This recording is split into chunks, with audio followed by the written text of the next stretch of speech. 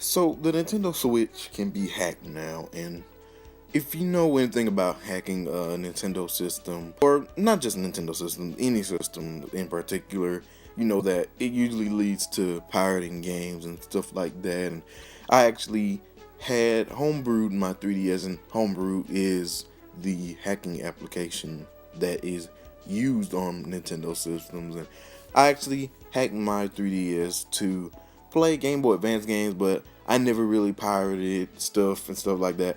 But I just wanted to, just give my general thoughts on the Switch's ability to be hacked now. Obviously, the Switch hasn't been out for a very long time, and it doesn't really have a browser.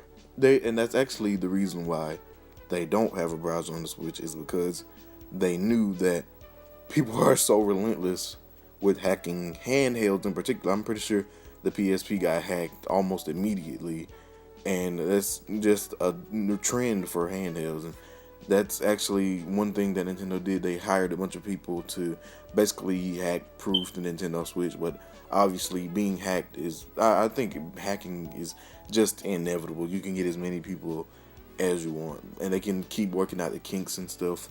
Even though that this is not really a huge deal, like it is on a previous firmware, actually the firmware that actually launched with the Switch. So you can't really do anything with it, really.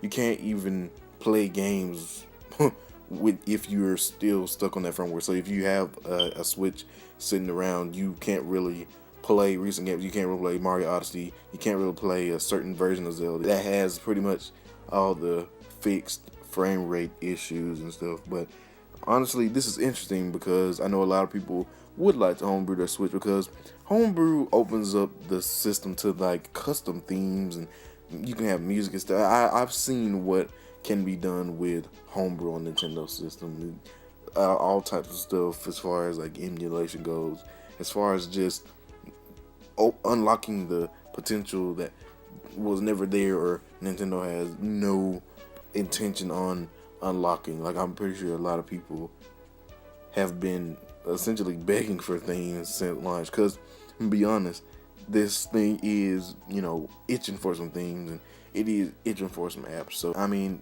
this doesn't really matter because Switches now are shipping with the most recent firmware already installed. But can it get to that point where it can be, hacked, or homebrew can be installed on that firmware? Of course it can, because that's just what hacking is. It's just getting around any type of code, any type of pre-existing and pre-established code that's there. And will I be hacking the Switch? I mean, maybe, because I did hack my 3DS.